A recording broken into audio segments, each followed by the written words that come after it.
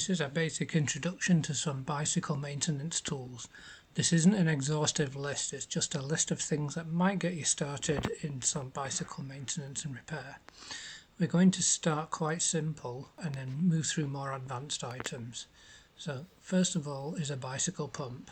This is a really useful item to have, and it's always good to have one that has a dial that tells you how much air you're putting in, how much pressure the tyre is up to. Next, there is the tyre levers. These are used to take the tyre off when you're repairing an inner tube or putting a new patch on an inner tube.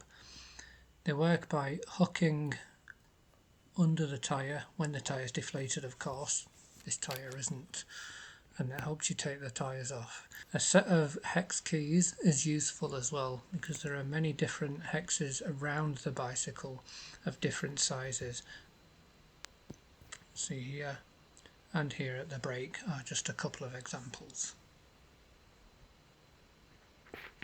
A couple of screwdrivers are really useful as well. It's useful to have a crosshead one and a flathead. The place where the flathead screwdriver is really useful is for adjusting the travel on the gears on the derailleur. These two screws here. It's worthwhile consulting with a technician or someone who's skilled in bicycle maintenance before you do this for the first time. This tool is for adjusting the tension on the spokes on the wheel. If you find your wheel is waving a little bit from left to right instead of being perfectly straight, you can use this to turn the spokes on the thread. Again, it's worthwhile making sure you know what you're doing before you use this.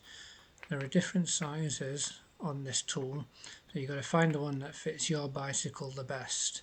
A large hex key can be quite useful around the bike as well, and most repair kits will have this type that comes with an adapter that allows you to put other tools on, for example this cassette remover.